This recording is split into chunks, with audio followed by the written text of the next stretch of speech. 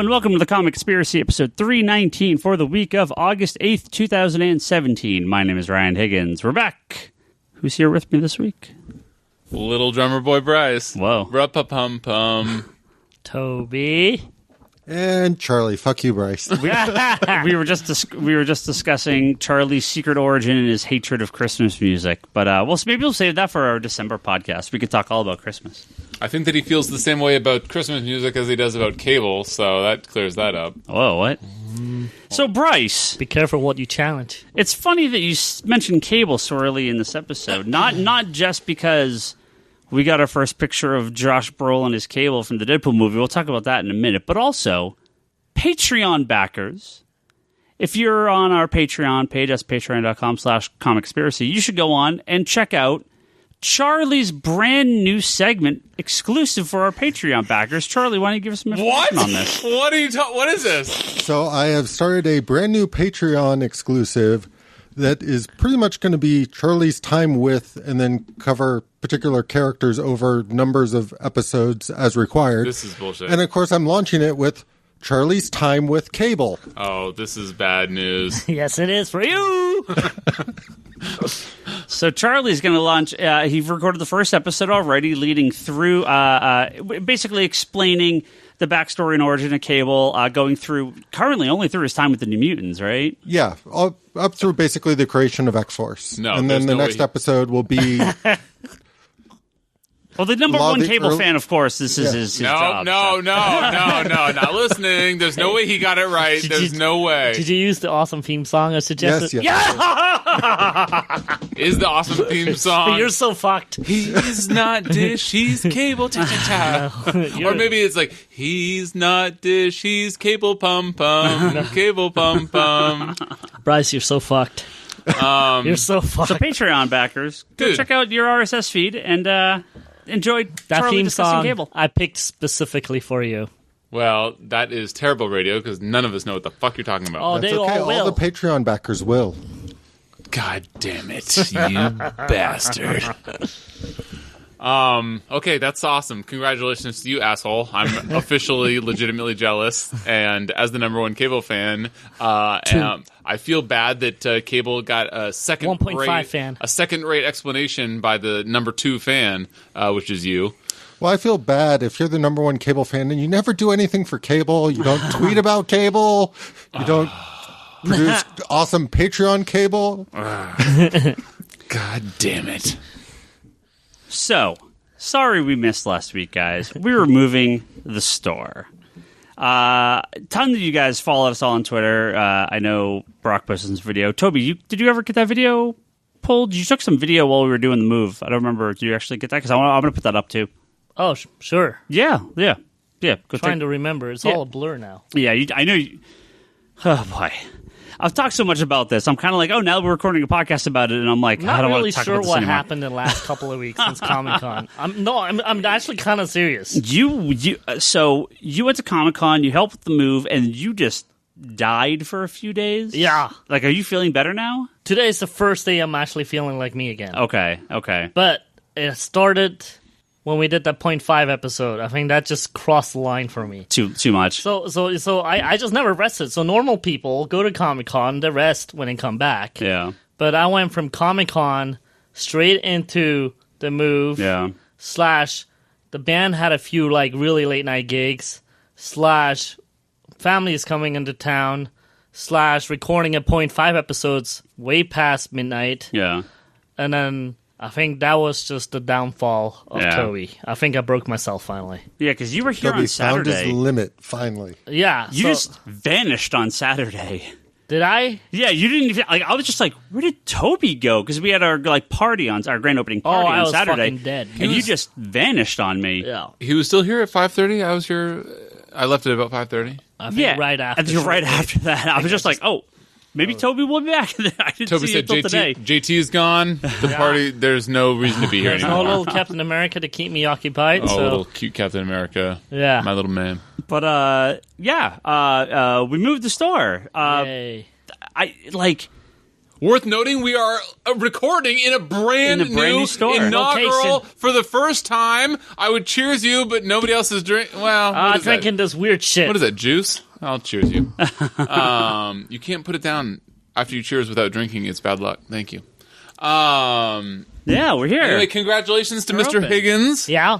Does it new feel store, like it's always been like this? the aroma smells like nerds and fresh cut wood and not black mold? I'll be honest, good. the recording right now feels a little weird, but the store feels like we're already home. I think you said, Toby, when we were like just unpacking that first day or whatever, you're like, yep, this is the store. Yeah. Like, I don't even remember the old store at this point. No, it's so funny how I just my brain just going, nope. Yeah. Oh, you have infinitely more light, which is like a huge difference. And just like oddly gasoline, not oddly fresh cut grass, but fresh cut wood. Fucking love that smell, and you got that in abundance here. I know that'll go away, but you've got to have. This has got to be what, 1.5 the square footage? No, not even. only maybe 10%. 10% more. But it's a smaller back room. It's a little bit wider, and that little bit of width gives it just so much more room. Yeah. In the aisles where we have our bins. It's like everything just fell perfectly. It's a very similar layout to what we had before. Not exactly the same. You know, as a friend of the podcast, Omar Broderick, once said wisely, "I hula ula." Anybody? Nope. I don't know what the fuck Wider you're is talking better. There you go. about. He's talking about something else. It's Hawaiian. I think he was talking about something else. But no, even from like the outside of the shop, not just the inside of the shop, you've done a great job with the images on the window now. I drew it myself, so. Yeah, I know. It's amazing. You did a great job with the images on the windows. My name is Jim Lee, really. You didn't know it this whole time. Really? Yeah, and of course, some of the stuff you had in the back room, like the Batman and the Wonder Woman to go with the Superman signs. Yep. We've really redid a lot of it, and a lot of the same pictures. But I'm really glad Grendel is fucking gone. I swear to God, that shit is Oh my moving god! half the time. That alone has like doubled the attractiveness of this store. It's, You should have got rid of Grendel the minute you took over the store. It's crazy how long that piece of or shit lasted. put him in the bathroom, one or the other, one or the other. hanging above the toilet. Yeah, or have a button you could press from the counter whenever like a guest or like a customer walks in that's not a real customer of yours who cannot use the bathroom. You absolutely, and they go you press a button and fucking Grendel shows up. That would have been a better usage of him. Maybe set him on fire instead. So for those of you that don't know, since that doesn't make sense to a lot of people, is that in Higgins' old shop, he had this life-size doll of Grendel, and if you don't know who Grendel is, fucking You should read comics a little welcome, longer. because... Well, fuck you. I have no idea who Grendel is either, other than that he's this guy in this full gimp suit with spikes on his fucking mask and is fucking terrifying to look at and is super gothic and is super So I didn't creepy. put that up. Again, remember, that was not me. Oh, I remember, but I do remember that you didn't take him down despite his 110% creeper status lurking over your shop the entire black mold era. So Can we call it the black mold era? Well, okay, so let me give a little history. Now that we are 100% fully out of this store, look, You gotta pull out. yeah, I don't like talking bad about the store when there were customers. There are 2 customers or potential customers because, I tried to make it as good as possible. But now that we're fully gone, holy hell, that store was terrible. Why did any of you ever come there? I put so much fucking lipstick on that pig. It was so hard, but I tried. And you guys remember when Ken had the shop? It was fucking awful. Yeah. And it was when the people abandoned the complex and when the dry cleaner next door, just let it go. They weren't there. They weren't working for years, and they abandoned the unit. We were literally putting up fake walls to try to block the spread of black mold because the landlord, who was the dry cleaner, wouldn't do anything. We were trying to clean up as much as possible, but again, it's you're trying to hold back the tide. It's just not going to happen. You're fighting the inevitable with this stuff. And the last couple of years, it started getting worse and worse. Structural problems, plumbing problems, not just our unit, every unit. The roof was caving in certain areas. I'm convinced someone's going to die there soon if they don't tear it down in the next couple of months. Really bad. So we've been looking to get out for years, and I'm just so fucking happy to be out now. So happy. I was terrified to do it, right? Because it's what I knew. But when we started to move stuff, the layer of filth.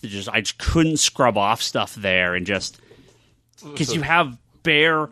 There's no like ceiling or false ceiling to run wires. There's no. It's just you're basically it's you wood the outside. There is no layer of kind of protection that's in a standard building like we have here. There's barely any insulation. Like it was such a poorly constructed. I mean, I'm sure it was fine in the 1950s when they built it, but now like after 70 years of no upkeep, that thing was like.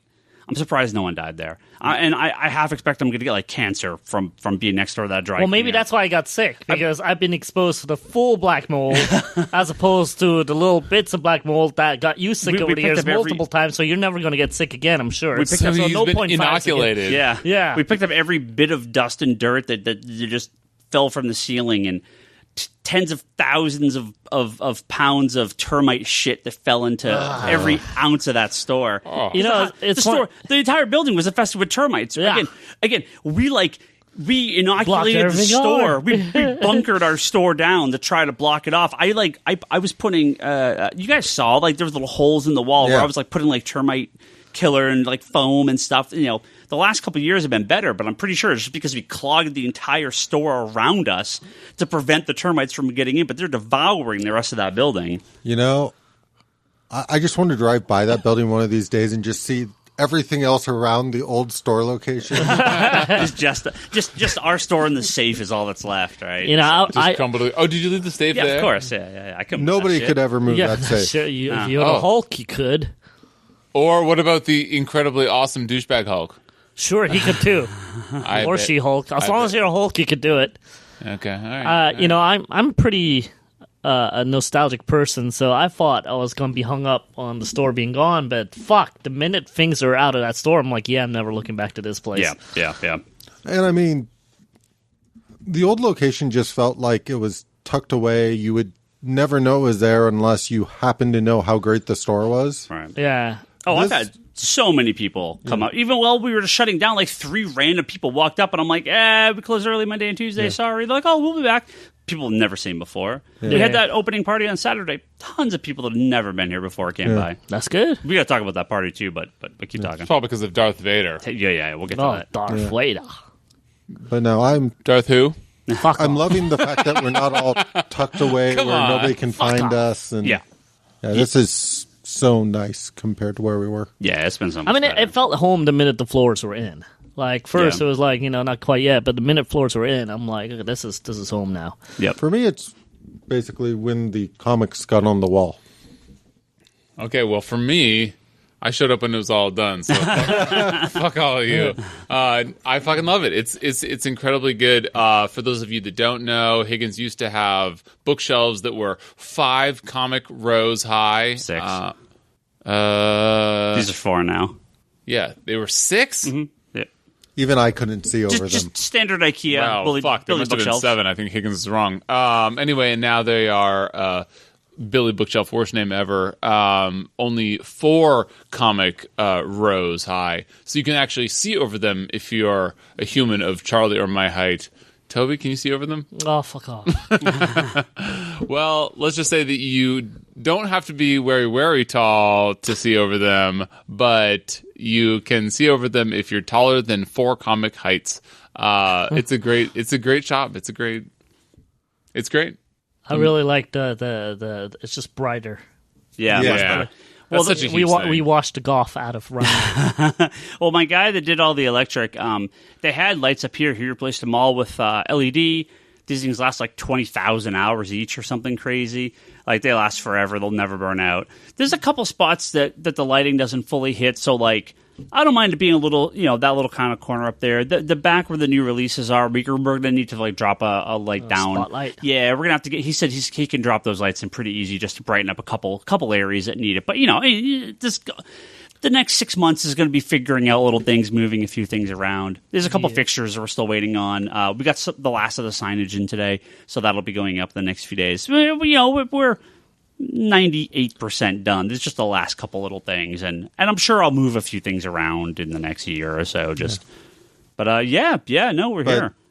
Even just the natural lighting, like it feels. I don't know how to put it, but like not like a fucking cave. Yeah, that's what, like, looking out the front and being able to see and letting light in and seeing real colors. Yeah. Well, and that's the thing I love too about the so we have these 4 giant posters in 4 of the 8 windows. They're the windows that get direct sunlight, especially in the morning. And we have books and stuff over by them, so I didn't want them getting completely destroyed by sunlight. So we have a Adam Hughes Wonder Woman, Jim Lee Batman. It's the one where he's like standing on the gargoyle. A Frank Joe Spider-Man. Oh, that one Jim Lee Batman. Yeah, everyone knows that Jim Lee shot. The Batman where he's like the Hush cover where he's standing. Yeah. No, Jim Lee. 618 variant cover. Yeah, everyone knows that cover. All right. They've made statues of that cover. Yeah, a Frank Joe But he's Spider-Man. also drawn like a fucking 1,000 Batman standing on gargoyles. It's the 2. It's the Batman and Superman. Okay, They have the same. Well, keep cover. arguing the Bryce down. Yeah, one's in light, one's in dark, and then I fucking love that picture though. A J.G. Jones Captain America piece. And so those are in 4 of the windows, and it's great because they're like, if you're ever on like a city bus, they have like that Perforated. that cling that goes on the outside of the bus. So like light comes through, but you can see through it, but you can't see it through from the other side. So we do get a lot of good cover at night. It's see through, but we get a lot of good light coverage there. But it still lets the light in, and we'll have little posters in the windows. So Are you going to cover the rest of the windows? No. For the 2? No, just those. I mean, right now we have a couple posters up because DC sent us a sign for the Batman medal, and I just got my open sign, and Leanne made us a temporary open sign. So, oh, interesting. Did DC send you anything for your grand opening of your brand new store? Funny they didn't. I mean, they just give me lots of money and profit every week, but no, they didn't. Marvel hooked us up. Wow, really? Wait, which company was that? Again, Marvel. Yeah, a company I love. I talk about them all the time. Sometimes good, sometimes Who bad. are you? What's going on here? You tricked me. So we had our grand opening. So last Wednesday was our opening day. We had our grand opening party on Saturday, and Marvel sent us a stack of comics to give out. We gave about half of them. We had like a little like wheel spin thing that you could win prizes on, and I want a variant cover.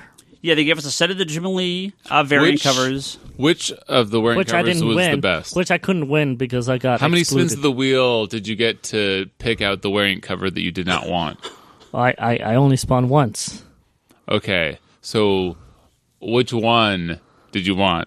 I wanted the one with the Mr. Wolverine Homer on. I was gonna say, is this a Bugs Bunny bit or something? What are you doing here? No, I'm just trying to understand which one did you want? I'm not trolling you. I'm just Yes, asking. you are. Move on. Anyway. Move on. He's up to something. He's up to something. I am not. He's up to No, something. poker face. Poker face. Marvel sent us a bunch of variant covers to give out, including 3 of the 1 in 1,000 variant covers. X-Men, the X-Men Blue Jim Lee one, the Astonishing X-Men Jim Lee cover. Did you get rid of the Wolverine and the modern one in the middle? No, that's the Astonishing one. No, we still have that one, and we have them. Can I spin the wheel? We have the Todd McFarlane Venom Again? You cover. get a fucking button like JT got. I know. Do you get a button? Yeah. So, for those of you that don't know, if you spent on the grand opening day, Leanne Higgins, old lady, made a this awesome wheel that you get to spin if your purchase was $25 or more, and there was like over a dozen options. A free comic, a free toy, a free graphic novel. If blah you blah spend blah. $100 or more, there's another wheel, and it was who else the employees will kiss you. What? Whoa! Hey. I missed out on that wheel, but so anyway, one of the slots on the wheel was one of these Marvel variants, which is like super rare, awesome comics that Marvel very generously, as the better of the comic companies, sent him. And one of the other options on the exact opposite end of the spectrum was a button. $1.25 button. A little tin button that there's no way that it's as much as $1.25. It's got to be like 1 cent. Anyway, my son spun the wheel and got and Toby said something like, "Oh, JT is my son. If you get the Marvel variant, your daddy's going to be really proud." And I'm like, yeah, I fucking would be really proud. Good, yeah, good idea. Get it, JT. Go, spin the wheel. Anyway, so he spins the wheel and it lands on a fucking button. which is like the most piece of shit fucking prize on this entire awesome wheel. Like there's like graphic novels up there. There's like humongous toys that my son would love to go home with, and it lands on Button. But he's still trying to do you proud. He's still trying to do you proud. He got Button, and nobody let him know that it was the worst prize ever. And he went and he picked a Deadpool Button, and I was like, yeah, my boy.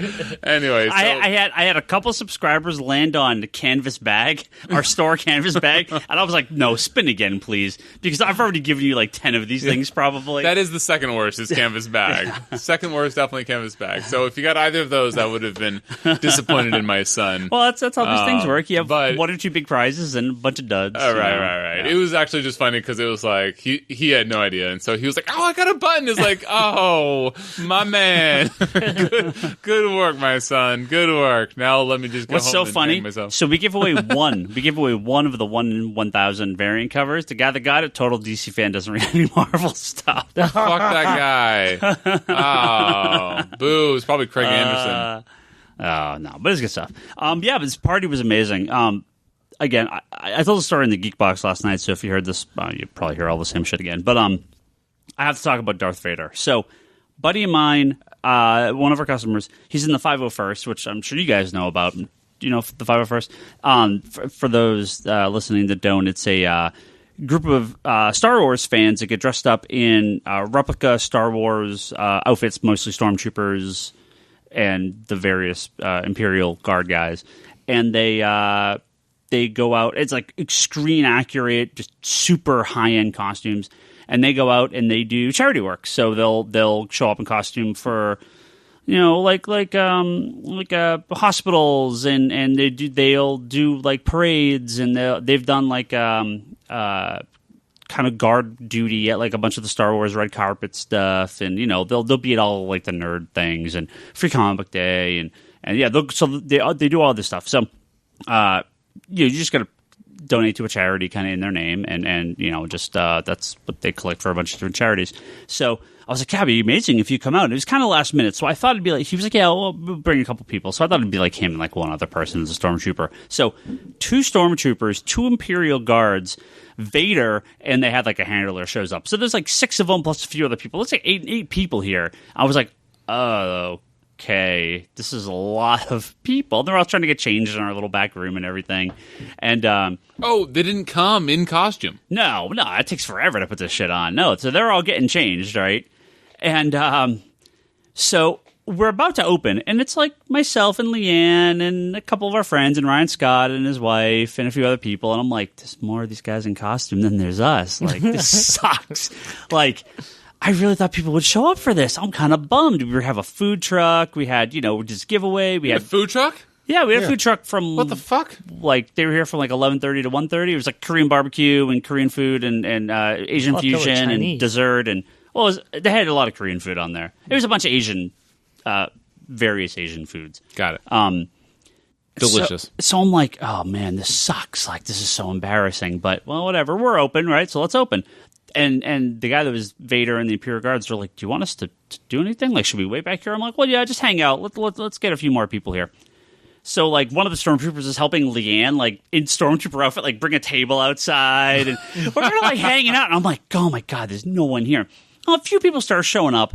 And there's a kid, and there are these 2 kids. And one of them's like, is Darth Vader here yet? And I'm like, yeah, let me go get him. And so there's maybe only like 10 or 12 people here, right? Again, we're a couple minutes after opening. And so I'm like, hey, Lord Vader, your presence is being requested in front by a small child. And he's like, all right. So around this time, more people start to show up. Like, you start to see like two people start walking up. And there's maybe 15, 20 people here. So they go around the backside and all of a sudden popping out the side, up our little side street here, Vader and the Imperial Guards come walking up. And he comes in and everyone's like, hey! And then it's like this kind of odd, awkward silence because no one's quite sure what to do. So I'm trying. No. Does he have a voice modulator? I mean, yeah.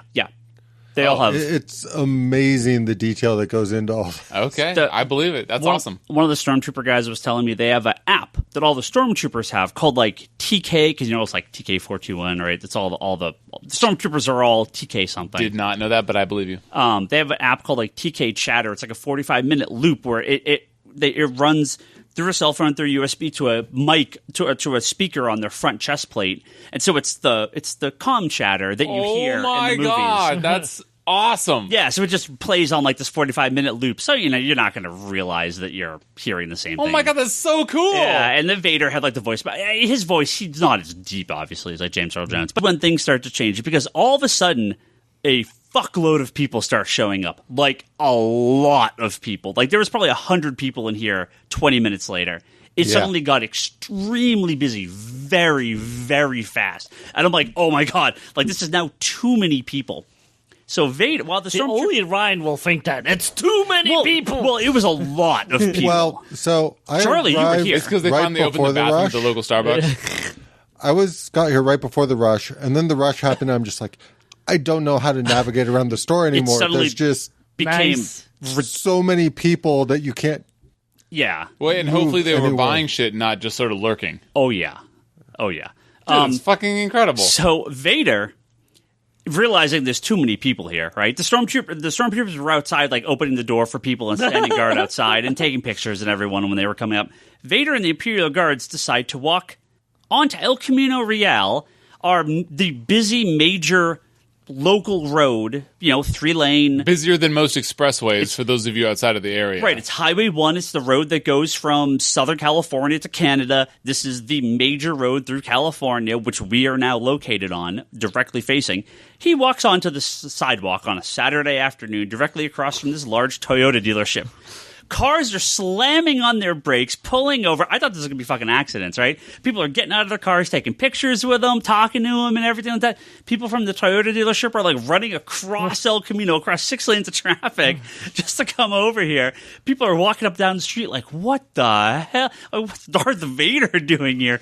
Every car passing by, you can see people are like, what the? Because he's just standing on the street like, this is incredible. like pointing at people as they're driving by, and like the guards are just standing at attention behind him, and he's walking up and down the street. It was like the funniest thing I've ever seen in my life. A couple of my friends got some really good pictures of him, and you can see people in cars like, what the? That's it was incredible. So funny. But being a 90-degree day in California, about an hour into this, they're like, yeah, we're done. We can't. We're done. And I'm like, yeah, no, that's totally cool. You guys kick some ass. I mean, you're in full black leather head to toe, and it's 100 degrees out. You're like, yeah, no, we're done. I would have lasted like 2 minutes. Oh before. Yeah, no, I don't know how they do this. But you would have loved every minute of it. Oh, of course. Yeah, but it was fantastic. So if you have any events, even if you're not in the Bay Area, I mean, if you do kind of nerd stuff, look up the 501st. They're super awesome guys. They were all super cool. They all spent a bunch of money here too, which was really nice. So do the Imperial Guards pay with credit? Imperial credit or check? I think they mostly pay credit. Everyone pays credit. Or did they wave the hand in front of you and all of a sudden they were walking out the store? Yeah. They just with their receipt. I just forgot to take their money. Yeah. That's why I keep thinking there was merchandise. You're like, no, that never moved from the other store. I'm like, I could have sworn it did. But yeah, so and then the rest of the day went on and it was ridiculously busy all day. I mean, it's like a free comic book day level of people here, but not for free comic day. And it wasn't just all here for free stuff. They were all here to spend money and check out the store. Awesome. It was incredible. So yeah, that's incredible. That's awesome. Yeah. Did the other businesses seem happy with it all? Oh yeah. Or? Well, I went and told them all because a couple of the places here are closed on the weekends. Mm-hmm. There's an eyeglass or an eye doctor that's in the center. And as we were getting ready, I saw the receptionist walking up, and she was carrying like a Star Wars tote bag. And I was like, oh, I got to go talk to her. So I ran over and talked to her before we started opening up, and I was talking to her and the doctor.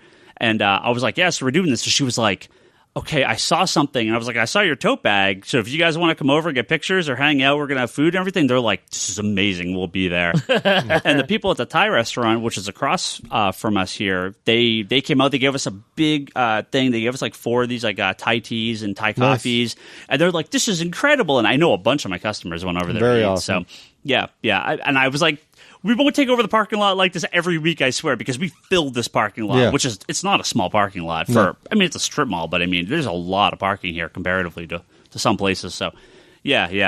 It's awesome. It was super cool. So, thank you. If anyone listening showed up, I know a bunch of our regular customers and some podcast people came, and yeah, it was super cool. And now we're kind of back to normal, only normal crazy business, which is like, you know, it's busy. Comics are busy. There's always stuff going on, but like, woof, I'm happy it's done.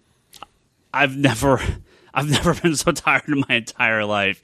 It was like 10 straight days of like 12 to 16 hour days, and I was just trashed. But yeah, we're here. So come visit us. If you visited the old store, definitely come here. And if you haven't, good excuse. Go to the new one, 913 West El Camino Real in Sunnyvale, California. We're only about 5 minutes from the old shop. Now you can see where we record the new podcasts. Yeah. Yay. There you are.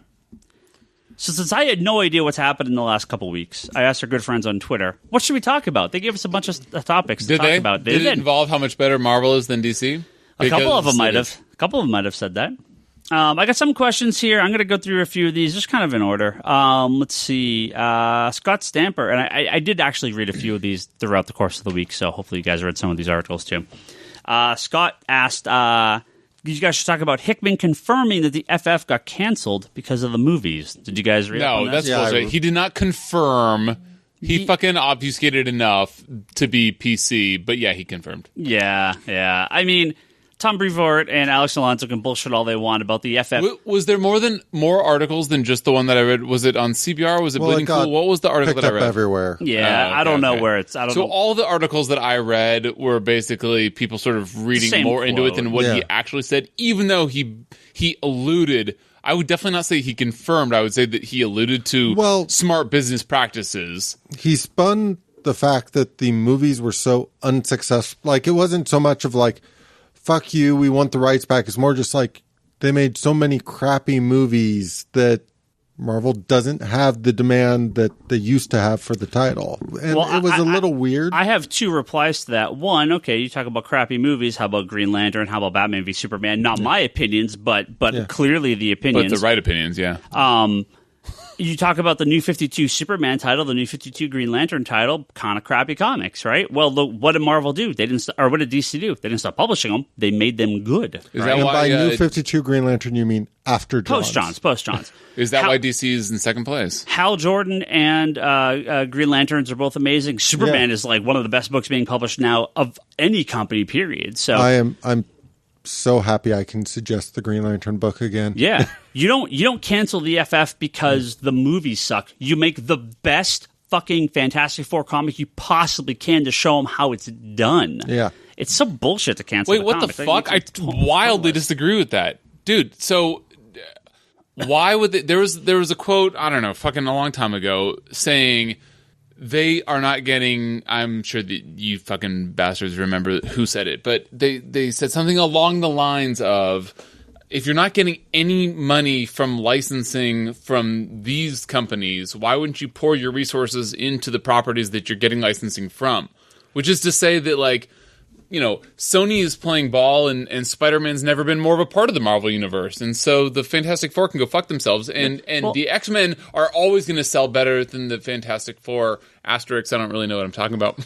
I mean, there's so many Marvel comics that have no media tie-in. Right, but were the Fantastic Four ever, and I'm sure that your answer is going to be a very easy yes, you idiot, but... Were the Fantastic Four ever in their like top 5 selling books? Yes, it was top 1 for decade. I don't remember the era that the top 5 wasn't Spider-Man, X-Men, or Avengers. So 1960s. Oh wow, that's a fucking like zinger. In 1960s, they're going back to that business methodology. What the fuck? Movies didn't fucking exist in 1960. Asterisk, that's not true at all. Here's the thing I don't understand, like in general, about a lot of this. So yes, they're missing out on movie revenue for Fantastic Four. No question there. Which is against probably their wishes. But as far as I know, all they really sold were the movie rights, which means if the movies were successful and pushing a lot of toy sales, that would all be Marvel profit toy sales. And it doesn't matter about any of this stuff because we're talking about Marvel Comics publishing a Fantastic Four comic. Yeah. Who cares about anything else? But isn't the return to Marvel and thereby Disney like 10x or 100x what it is like if they sell comics? Right, because so the licensing is like... So what do they care if they publish one Fantastic Four comic? Cancel any of the multitude of poor because if Marvel comics. has like a fucking dozen or 15 or whatever good writers on staff, then what are you going to like have them like start but they're writing not all these selling fantastic... They're not selling anything else. Publish one Fantastic Four comic. It doesn't matter. So which writer did they put on it? Did they put a shitty writer on it? Or did they put their best writer on it that's not going to be writing a better story that they're going to turn into a movie property later?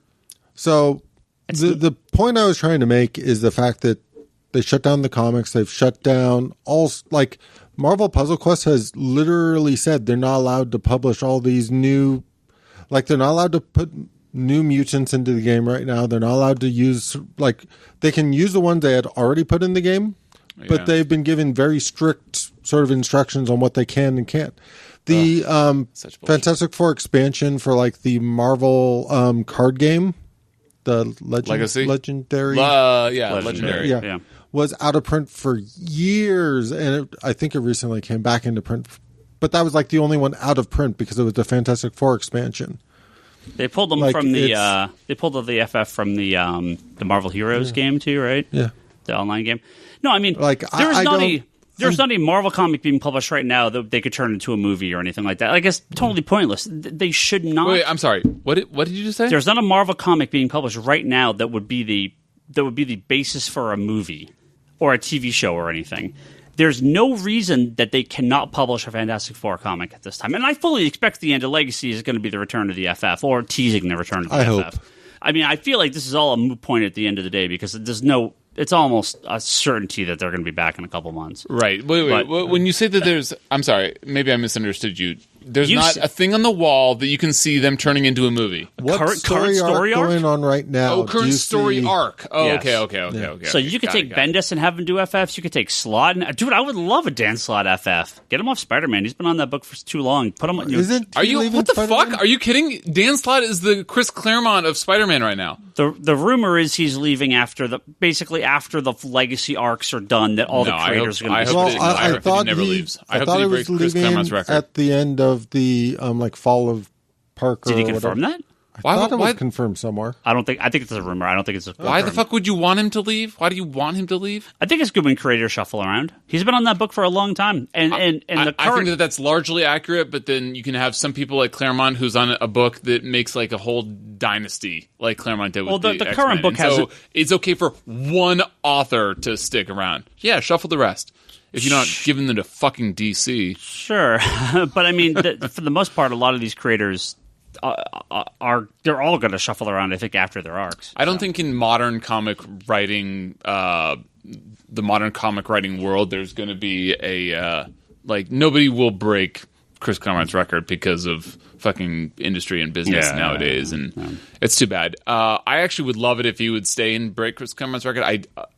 I don't think that he will, but he's doing a fucking great job. He's still doing a great job. He's doing great Spider-Man stories. The current Spider-Man it's awesome. You know what's awesome is the fucking Spectacular Spider-Man with Chip Zdarsky. That is the fucking best Spider-Man being written right now. Have you guys been reading Spectacular Spider-Man? I love how you segued from Dan Slott's Spider-Man was awesome to directly somebody else's Spider-Man is better.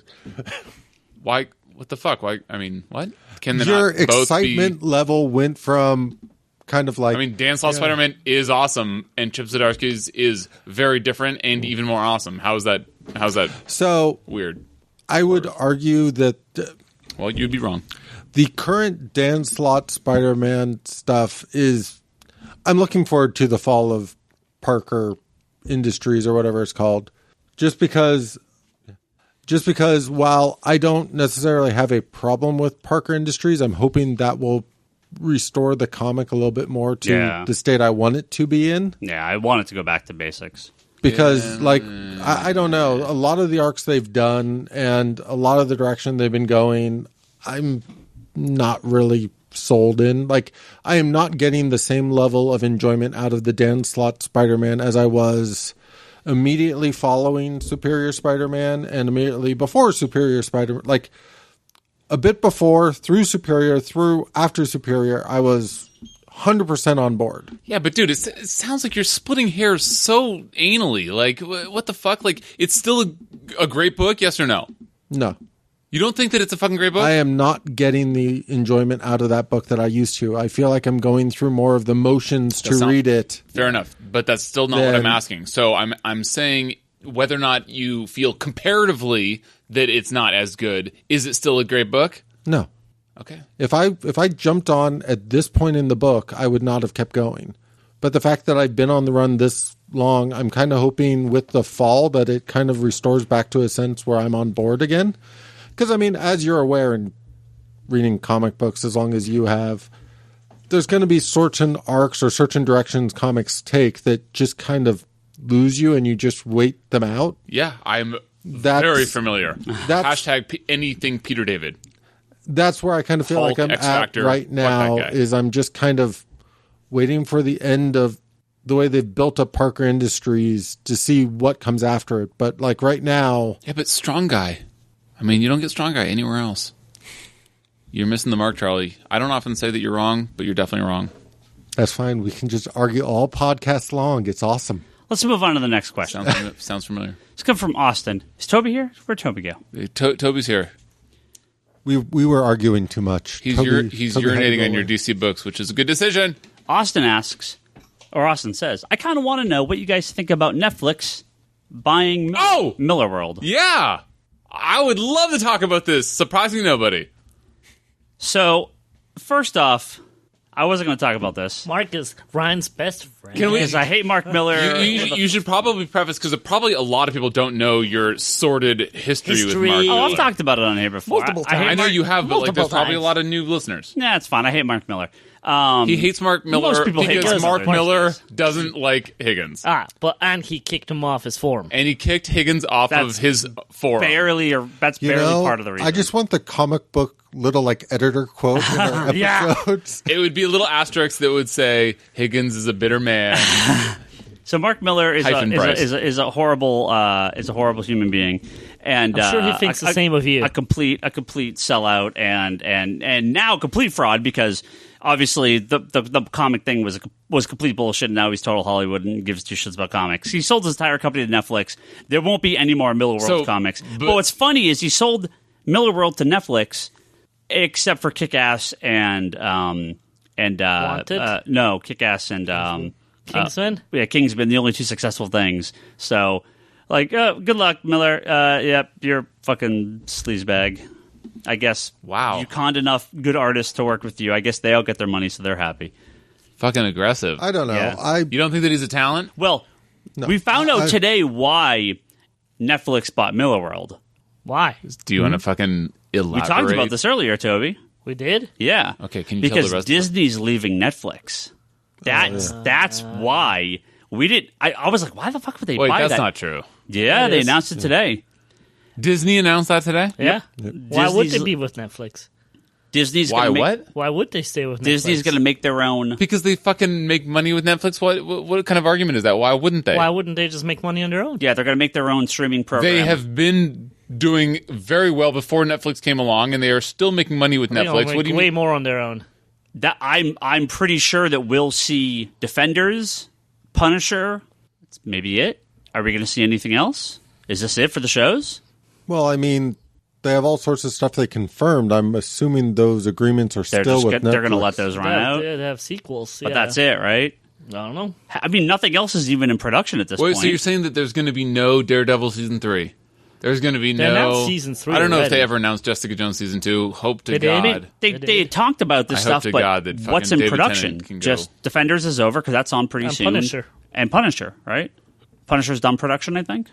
Well, but I mean, they did announce a season 2 of Jessica Jones. I mean, they announced stuff in the pipeline and for they announced Iron Fist as well, season 2. Right, they announced another season of everything. They announced season 2 of Iron Fist? Yeah, they announced one more season of everything, but I mean, maybe we'll get those and that's it, but all depends on the contract. They have material all the way to 2019 right now. Well, 2019 is when Disney's thing kicks in. They run out, yeah. There you go. One more season of everything. All right, that's so I didn't know about this whole Disney exiting, so I have to digest that separately. But you are a tremendous troll if you're not going to acknowledge that Mark Millar is a tremendous talent. And even though he writes things for Hollywood, he knows how to get a paycheck, that's for sure. He has done fucking great stories. Civil War, Old Man Logan. These are stories created by him, not from fucking Ghostwriter. Like these Ultimates? These are Ultimates. Great point. So, like, what the fuck? I'm not a hater like Ryan is. What the fuck are you gonna, like, even try to discount his contribution to the comic industry? Like, he might be a douchebag, but that's not your argument. You're saying that, if you go back to 2000, if you ask me my top 3 writers, Mark Millar was on that list, but that did not last. So just because of your personal vendetta? No, I think he's a fucking fraud. I think his comics have gone progressively...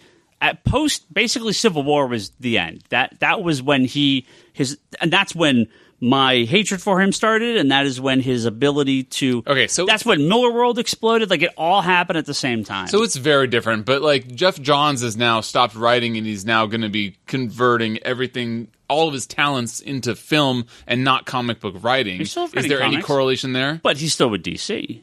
He didn't pull an Image and leave and take all his art buddies and promise them, hey, do this bullshit 6-issue miniseries because I'm selling these all to Hollywood.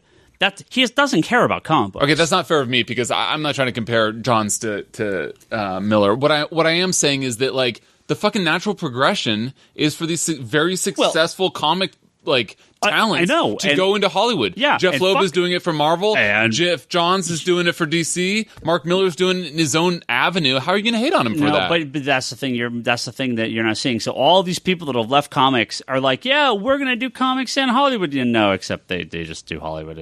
Like Matt Fraction will be gone for comics entirely very soon. Kelly Sue DeConnick's gone.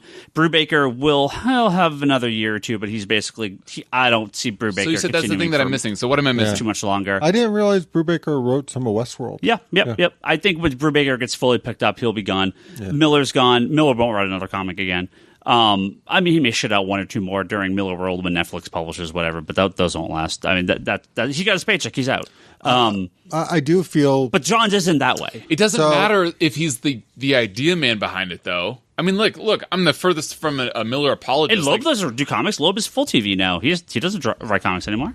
Miller or Jeff Loeb. Yeah, and I was gonna say the list of people you're talking about is not very high on my list of people that I care about. So no, the way I kind of look at it is, I don't feel Ryan is wrong about the fact that a lot of his comics have turned into, we're going to publish this comic to basically pitch it into something more. But I'm not disagreeing with that either. That being said, there's nothing wrong with that. The fact that it gives Netflix some potential properties to turn into something, I hope they are great and turn well. And Unfunnies, can't wait for those.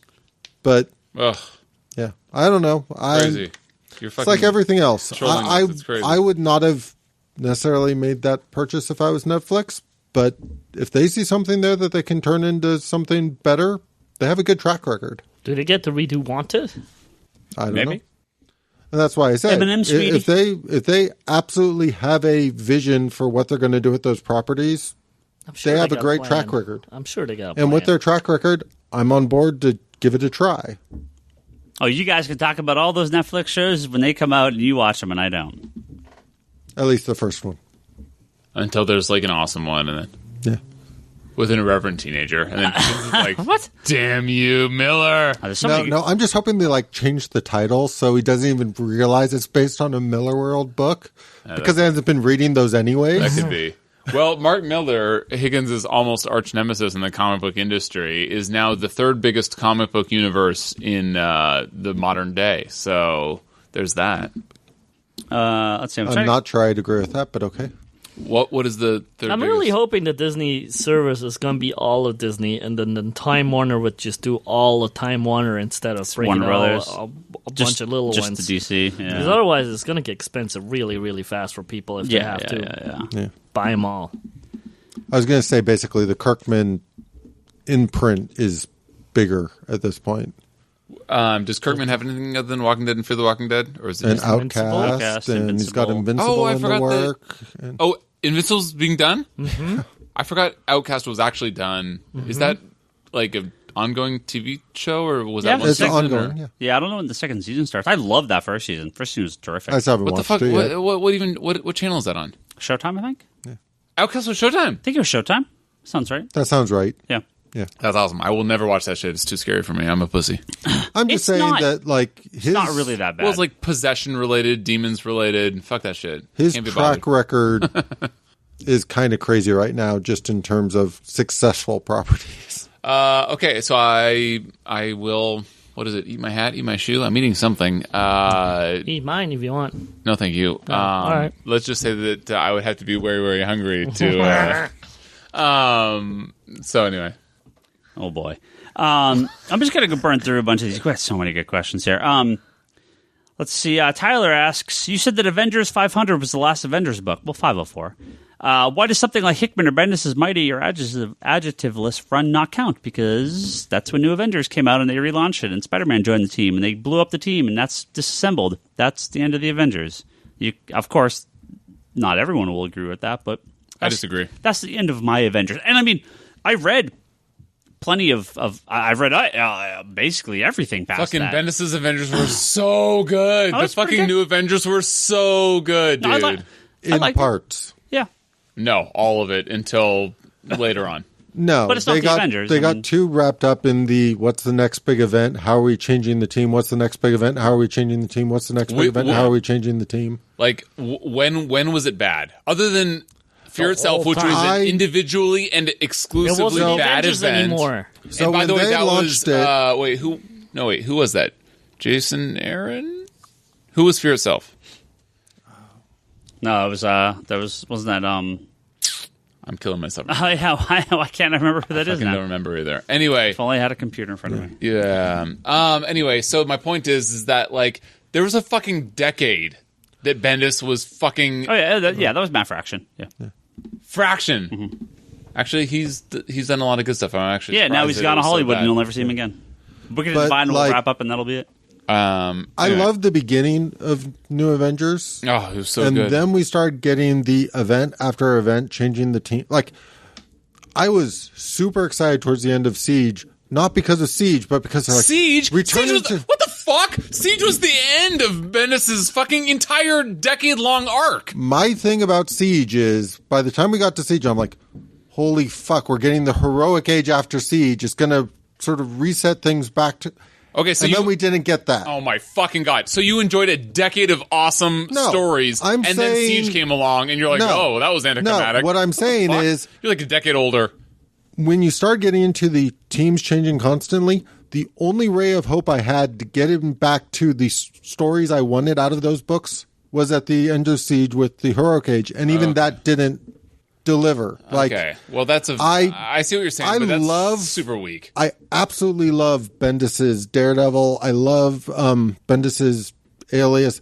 I love all these sort of side things that Bendis does that he's allowed to build up and grow and do his own. Like, As long as they're street level, well, no, even to the degree where like I agree with you. I was not happy with the way that his X-Men stuff ended. Oh, don't But- get me started. He had a vision for a story he was going to tell in those books. I felt like the Avengers story just became okay, we have to tell the aftermath from the last big event in the Avengers books for the next 12 months. No, that's totally incorrect, dude. He had a fucking Oh, come on. Oh, Between dude. Civil War to World War Hulk to Siege, Secret Invasion in between. Oh, yes. And That was Secret a fucking Invasion. incredible. It was almost a decade-long arc. Every single thing was next big shakeup. Who's on this team now? Yeah. Who's on this team now? Oh, Yeah. we're doing Dark Avengers now. We're doing the... Yeah. It never the ended. fucking Dark Avengers, what an awesome concept that had never been done before.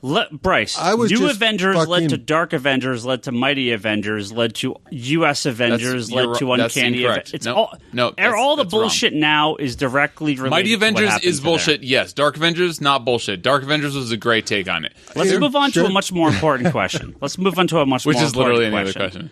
This Anyway, is Brandon. It's from Brandon. We got two questions in a row.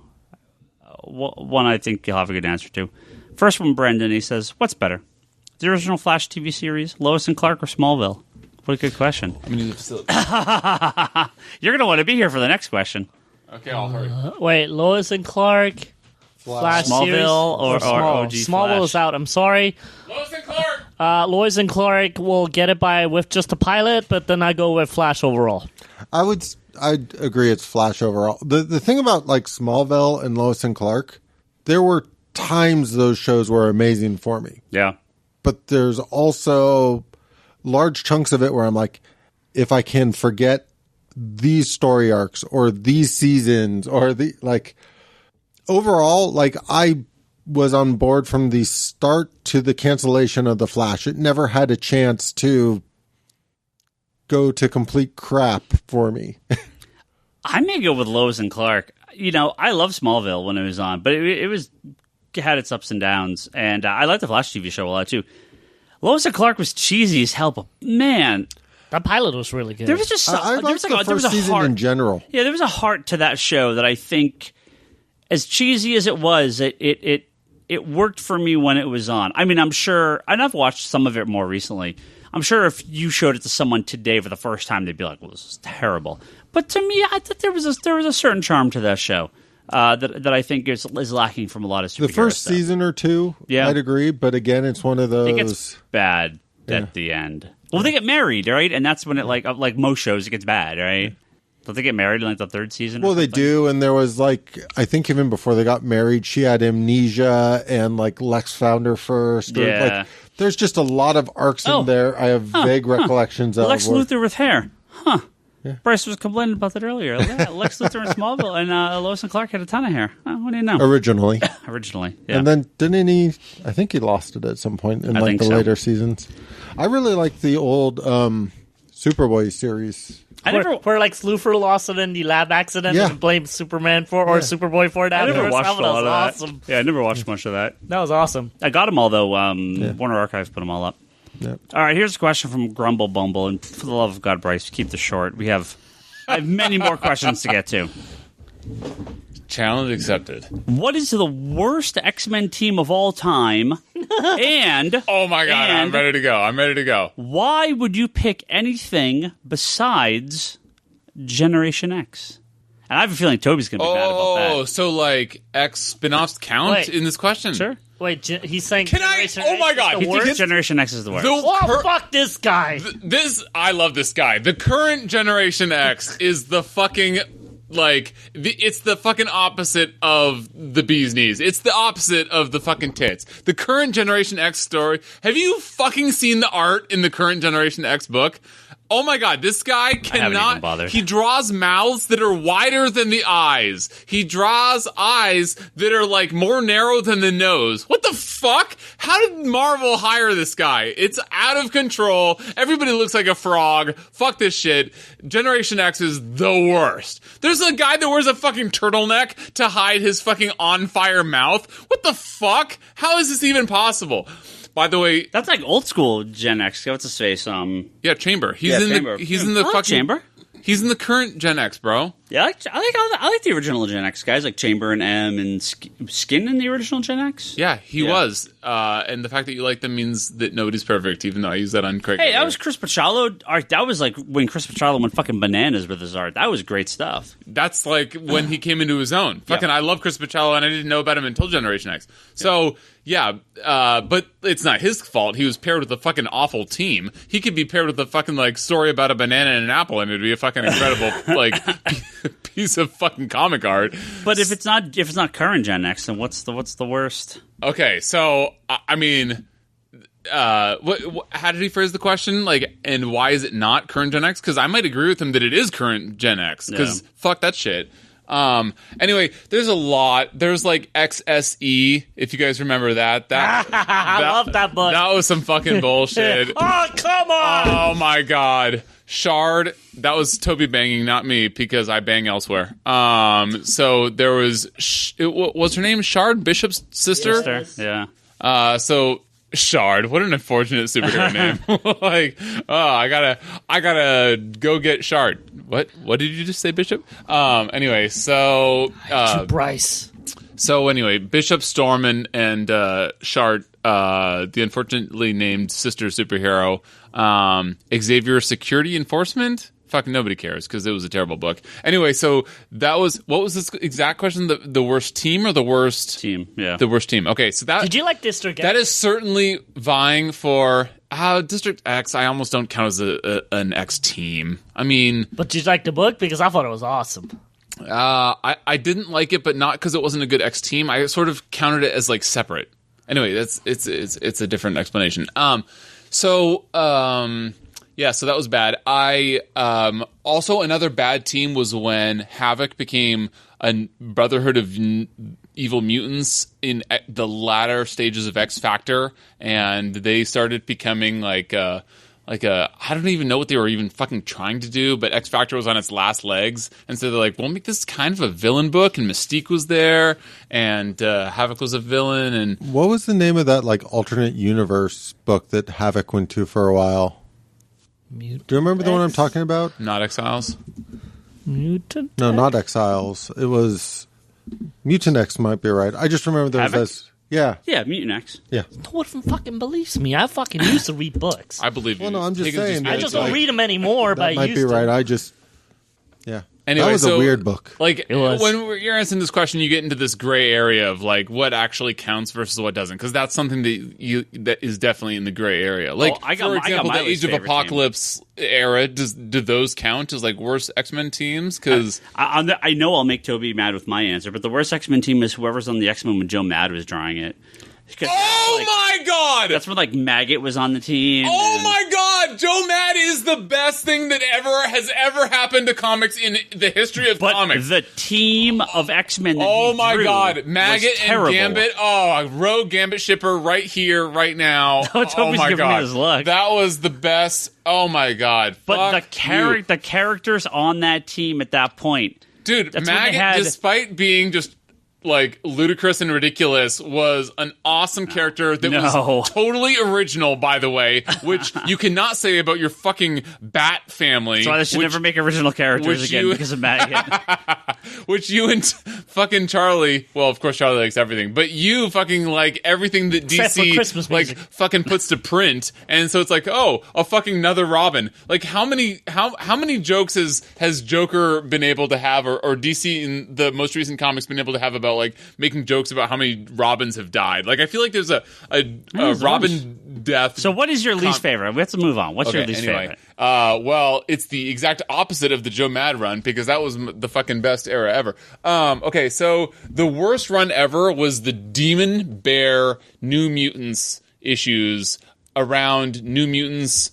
What was it? Fucking 60 Most to people 70? argue that's some of the best X-Men comics ever. Wait, what? That's a classic New Mutant team, and that's where they No. introduced... The classic New Mutant team was Legion either the first and- 50 or the last 30. It was not fucking Demon Bear. Fuck that shit. Yeah, Demon Bear is like issue 24. That's like the heart of that series. No, that's revisionist memory that one what of are you us has. talking? And I it mean, might be me. that's the issue numbers. That's the heart of the series of New Okay, Mutants. well, fuck Demon Bear is all I'm saying. you just don't like Bill Sienkiewicz. Okay, I'm just trying to think of something that I hate, because all X-Men is good, and that's just a fact. So it's hard to come up with something that's bad. You were just complaining about Peter David's X Factor. Well, again, No. widely regarded Don't as the mistake. best. Don't mistake it. I was not complaining like it was the worst team. I was saying that Peter David, I think, is quintessential. A perfect example of what you were saying earlier, which is that like, or it was, I'm sorry, it was Charlie who was saying it. Like some arcs are incredible, and then some arcs are fucking dog shit, and you just have to wait out the dog shit because you know that the Incredible's coming out the other end. And I think that Peter David is a crazy good example of that. Anyway, so other than just trying to show my X-Men EP, I would say that the actual worst X team ever is probably when Chris Claremont's Extreme X-Men broke up Gambit and Rogue. Final answer. Indie Oh, and do you remember there was a fucking like surfer girl that they like invited, and lifeguard, and like how many fucking healers do these writers, these douchebag writers, need to be like? Oh, I've invented a new mutant. They're going to be a fucking healer. Your boy Cullen Bunn It's killed them like- all. and it's like, yeah, that's why Colin Bunn's run was fucking incredible. It was like, yeah, why are there so many fucking healers? I love how Bendis, when he joins that fucking traitor, was like, oh, there's gonna be, like, I have a lot of great ideas for New Mutants. And he invents fucking gold balls. What the fuck? And then he invents this, Dude, he's been dragging gold balls everywhere. He's been in Spider-Man. Oh, he's in Spider-Man. He's the fucking worst, but now it's like a fucking meme. It's atrocious. That's and so he's bad. like, oh, I've invented this other New Mutant called Triage. Spoiler alert, he's a fucking hero. How about we have Hey, Bendis, opposite spoiler alert. How about healers have been done to fucking death. I should make a comic called X Healers, and it's a lifeguard and triage and elixir and armor and what else? Who else not are a there? healer, you racist. It's close enough. All those characters. She has nothing to do with it. Together. It would be Chuck Austin's Angel would be on the team. Yeah, there you go. Fuck that shit more than any of the other shit. Well, you know, that's who the worst X team is anything that Chuck Austin has ever written ever. That's automatically the worst X But team. I agree on that one. Chuck Austin had some great characters in his arcs. It's just he was such a poor writer. But it's not Chuck Austin's Angel. That's Grant Morrison's Angel, who's a perfectly fine character. No. Grant Morrison's Angel wasn't healing shit. That healing shit. What? No, she just had like the wings and everything. I mean, he's the one that created her, though. No. I'm talking about Warren Worthington, bro. By the way, fuck Grant Morrison. So he his stories were awesome. Your expletive count for the episode has reached its maximum. Let's move on to the next question. Did I hit my ceiling? You did. Well, Indie Gator asks. Okay, all right. And Charlie can answer this. I'm just saying that like. Angel is a core X-Men. Yes. Sorry, I thought you meant Morrison's X-Men. He could have named her anything else with frickin' wings. How about Pixie? Oh, wait. I don't think Pixie was taken at that time. Yeah, he could have taken was Pixie way earlier. Charlie. No. What? Yeah. Pixie wasn't already taken when Grant Morrison started? What wasn't she called? Wasn't Kitty Pryde called Pixie like 20 years earlier than that? Oh, Kitty Pryde, yeah. A different Pixie. Yeah, you mean different than the current Pixie? Charlie. Indie Gator asks. Charlie's got this malicious grin. And since you've read them, why don't you answer this question? I will not swear the rest of the episode. I haven't had a chance to read these yet. So Hulk Generations came out, and you read Jean Grey, which comes out tomorrow as well. Are these all one-offs or what-ifs? Do they lead into Legacy somehow? This is a question that actually a lot of people have asked me because Marvel has done a very piss-poor job of explaining exactly what Generations is, these one-shots. Gosh. So I only read the Jean Grey one. I have not read the Hulk one yet. I'm sorry. You did not read the Hulk. You read the Jean Grey, though. Yeah, but I read the Jean Grey.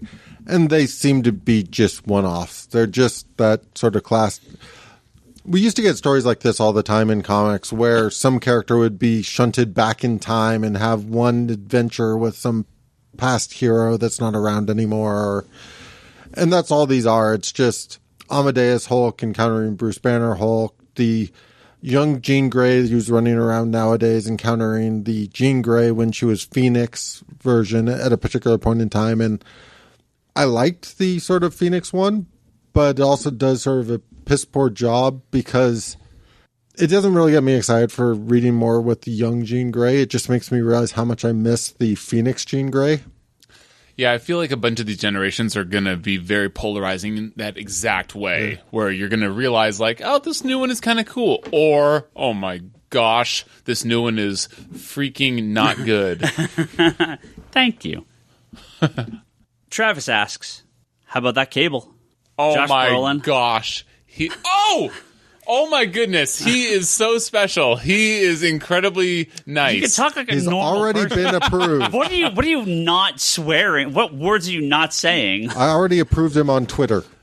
So Cable, So I do want to say, because I took special time to put out this special, very cool acronym, Josh Brolin is the only actor as of the airing of Deadpool 2, to have finally earned his DIMF. That's DIMF with D-I-M-F, in case you were wondering. Was that with Nightcrawler like?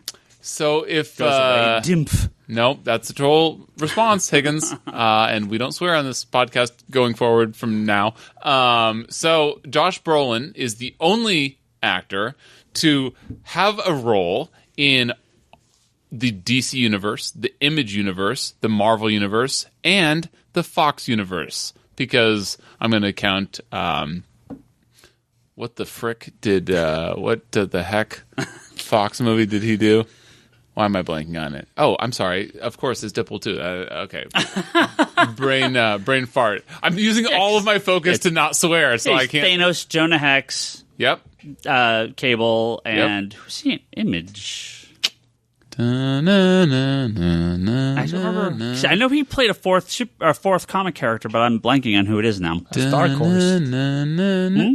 Which one? Oh, Sin City. Horse. Sin City. Yeah. Wait, Sin City is Dark Horse? Yeah, Yeah. the idiot. Freaking heck. That is very frustrating. I needed a vowel, and I was hoping that it was Image. Okay, well, then he's got double DMF, which I think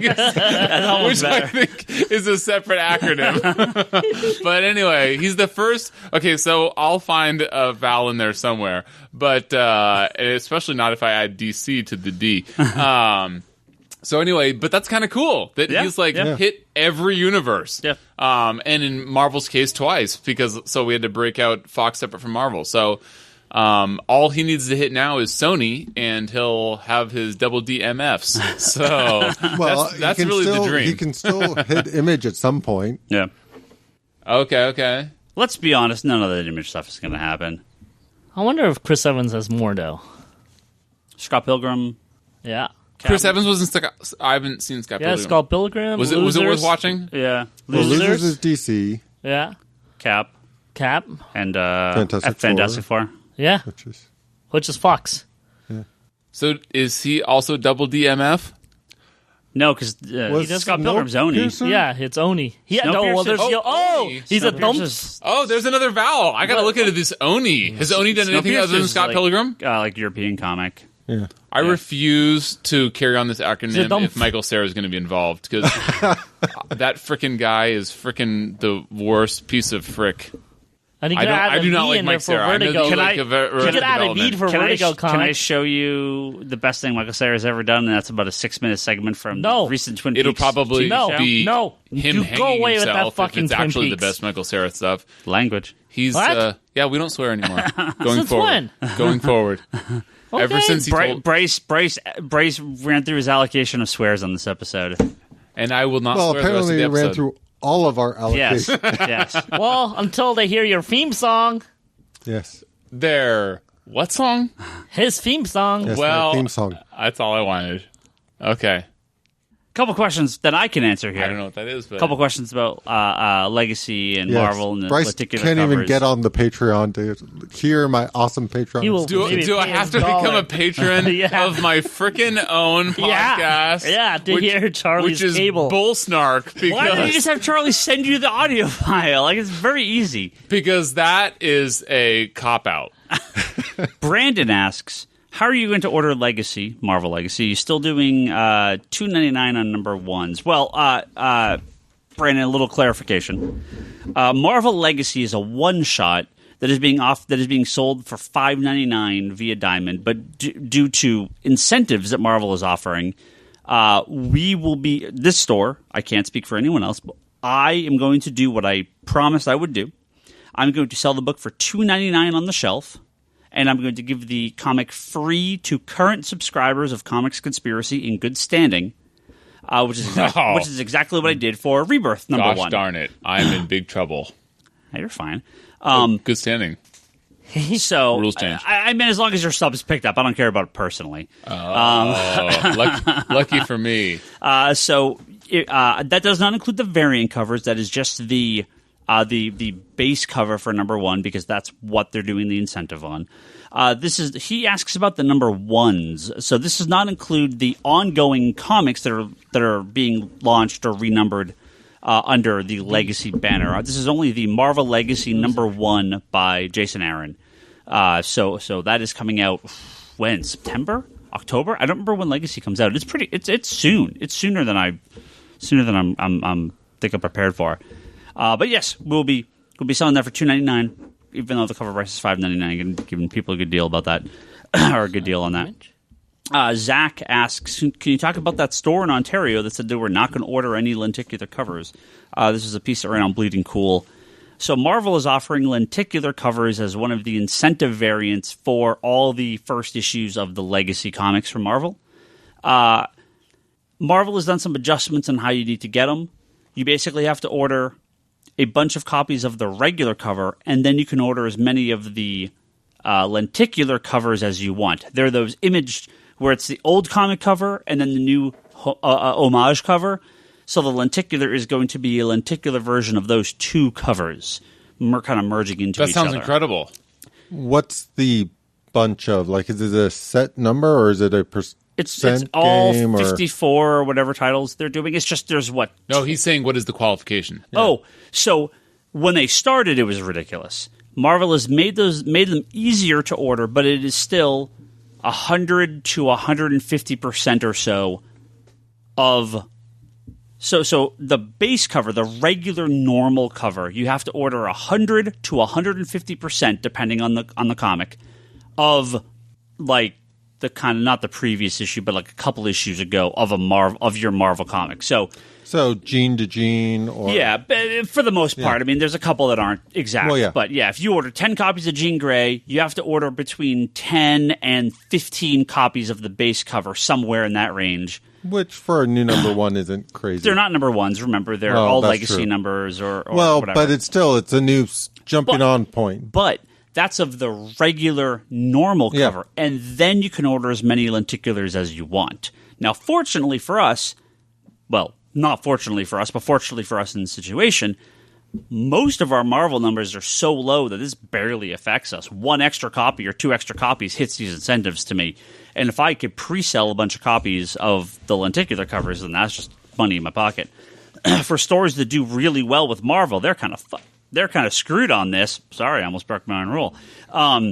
Because they're going to have to order a lot of the base cover, which most people won't want because they're all going to go after those lenticular covers. So you have three options. One, you throw the regular copies in the trash because you're not going to sell them because you're going to sell so many of the lenticulars. Two, you charge more for the lenticulars, and that'll probably piss off your customers. Or three, like the case of the store in Ontario, and this is one of many, you just don't order any of the lenticular covers. Again, it's an incentive variant. It's not something that every store is going to have. In fact, I would assume most stores won't have them because of the, I'm sorry, but I don't expect I'm going to sell any more Iceman or America because of the relaunch than I did the previous issue. Maybe a couple of the other comics will move a few extra copies. Again, for most of these titles, we can hit them. The qualification is so low on most of them that it's not a big problem. If this was 2 years ago, there's no way in hell I'd be able to do it. But now, yeah. So for people listening to this podcast, if you want these lenticular covers, I believe there's 29 of them as the part of the first month. I think it's going to be like kind of a 2 or 3 month deal. We have them up for pre-order, the entire lenticular set or the regular cover set if you want that, at comicsconspiracy.biz. We are guaranteeing complete sets of lenticular covers. If you order them, short of any, I will get these if there's a problem with shipping or damages. I mean, that outside the normal problem. If you order before Thursday, August 24th, on or before August 24th, that's when we have to place our order. Marvel has said that they are pretty much going to guarantee any order placed by that. Any order placed after the initial orders are due, which is August 24th, that is not guaranteed. So if I don't get any orders, I may not order the lenticulars at all either, because if no one's asking for them, then... Well, that's okay. I'll ask for the cable one right now. Well, the cable one is one of the better ones. Yeah. It's the New Mutants 87 cover and it merges into like a cable homage cover on it. Oh, that's cool. But again, if I can't qualify for them, I'm not going to go for it. But we've teamed up with local stores before to try to help each other out to hit variant incentives and stuff like that. So we'll probably do something similar with this. But yeah, I think I could see a lot of stores not getting these. In my case, I expect we'll order whatever we sell in pre-sale, and then I'll get a handful of extras, but this is not going to be like the Button where we're getting hundreds of copies because Marvel can't guarantee that we're going to be able to get them. Well, Marvel's also just not as good as the Button. Well, DC, they screwed up pretty big they created a feeding frenzy with the Villains Month this was a couple years ago, where some of those books were allocated like crazy, and that sucked. We sold out of everything immediately, but that did really kind of suck. It was much better for Future's End, where there's no allocations. They didn't sell great, but they sold decent. They sold well enough. And then obviously I liked the Future's End, but I didn't like the fact that it was really that small image in there that changed. Yeah. The Button, sold ridiculous numbers for us. And we have Oz Effect up, which, again, same deal, 4 lenticular covers, which is a Superman event. I've only got a couple pre-orders in that, so pre-order that too. But we do have some extra time on that one. But if your store doesn't think they can hit the incentives, there's no reason to order them, because they're going to be tossing a lot of books in the trash, or they're going to charge you $10 or $15 for those lenticular covers, and they're unlikely to sell that many because most people want to get them for cover price. So, yeah, there you go. Wow, crazy. Yep. B. Murr says, what recent New Gods related trades are worth a look? Absolutely none, because there have not been any. Wait until the Jack Kirby complete omnibus comes out in a couple months. That is going to be the best deal in comics. They actually have an omnibus of Kirby stuff coming out? It's like 1,500 pages. It's the Get entire, out! It's amazing. I ordered Holy like 6 crap. of them, and they're like $150 a pop. I never order that many of omnibus, but I've had so many people ask for it. Holy crap. I definitely want to get one of those. That's awesome. Yeah, it's amazing. Yeah. Oh, my God. Yeah. I think Don't even bother. Just wait for that. Do you know if the king-size Kirby is still orderable? I already have mine. I'm just curious. The Marvel one? Probably not. I don't think those stuck around. Yeah. You definitely want to check out the Mr. Miracle trade when it comes out in, a year or whatever. Along with the Vision trade that comes out in 6 months. Your Vision's already out? What Vision trades are out? Oh, what, you mean like a hardcover or something? Yeah. I hope they do it. I'm hoping for something Better. like nicer Well, at the than very just least, 2 they're going to trades. do a director's cut trade. Yeah. So You think weird that, they're waiting for what- that they're releasing every single issue of that, and then they release a nice hardcover and they call it. If they did I it- would guess they're doing that. If they do a hardcover with the director's cut extra material, that'd be fucking That's sweet. probably what they'll do. Yeah. Oh my God, that'd be great. Cisco says... Marvel just is so bitter about losing Tom King. They're just like, oh, we have these extra notes from him. Can we sell Vision twice? Oh, I'm sure. Well, who else did they lose? Because they lost... they Fuck have the you. Jim I Lee don't even variant... want to remember. Well, they had the Jim Lee X-Men covers. They have the Tom by King the way, stuff. you fucking told me that the Jim Lee variants weren't aligned with the content at all. Most they're not. Every single one that can be is. Like, you totally misrepresented that. Jean Grey is Jean Grey. Right. Fucking X-Men Blue is Dark Phoenix. Warpath, who's in Weapon X, is... Yeah, some of them are. But Everyone that can. Explain White Queen. was Emma Frost in Gwenpool? No, but I will... Strong Guy in whatever I will book say he was that on? each of them makes sense, because Strong Guy, what was he... I don't remember. Okay, well, I forget too, but it was... a lot of them made sense, but it wasn't all. Strong Guy was literally... There's a reason that I will rationalize, and this can be a fucking Bryce briefly, for every single one. Strong Guy, I forget which one it was, but he was a strong guy. I just love the fact that you're like, I can rationalize it all. Sales were the rationalization Yeah. for all of them. No. I'm saying the alignment of who they put on everything. Of course they made it. Mr. Sinister, they didn't put on anybody but Doctor Strange, and that is because nobody has a better popped collar in the Marvel universe than Mr. Sinister and Doctor Why was Strange. Psylocke on Peter Parker? Because she is spectacular, and so is Spider-Man. Okay? So Cisco says... I could go all night. I know you can. Is what I said to my wife. Cisco says... And I was wrong. and this is in reference to... So wrong. The Mr. Miracle comic, which I'll talk about in a second. He says, how do you choose which books to give subscribers for free or discounted? You're hoping Legacy and Mr. Miracle are good gateways, but I can assume a maxi series like Doomsday Clock will be sold on its own due to the creative team, or might you give away the first issue, the first taste away? So I don't do this often. And in the case with Legacy, when Rebirth came out, we had lost so many subscribers to DC Comics, and I knew Rebirth was going to be amazing. I said, look, this book is cheap enough. We have tons of variant covers. I can make my money on that. I'm going to give it away to the subscribers for free with the sign-up sheet that says, what do you want to sign up for? And we got so many subscribers signing up for stuff because of that. You give them that one little taste, boom, they loved it, they sign up for more. So you're like a drug dealer. Of course.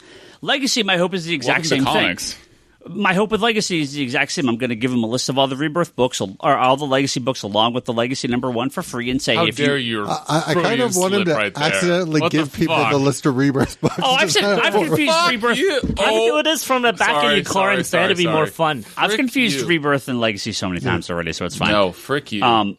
So again, same thing. For all my subscribers to be like, look, you guys have abandoned Marvel left and right. Here's a list of all the current comics coming out, their creative teams, and if you enjoy this Legacy comic, sign up for some of these. I don't want them back. Get them out of here. Mr. Miracle is the rare case where something has blown me away on such a monumental level where I said, you know what, this is a 12-issue series. I want as many people to read this, obviously for my own profit, but also because it is such a good book.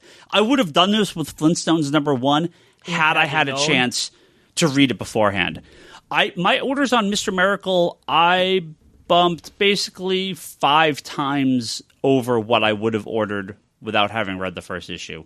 I expect Mr. Miracle is going to sell out everywhere immediately tomorrow because no one's going to order it. I'm giving away. So it's going to sell out because 0 orders? I mean, yeah. Because the demand will take off.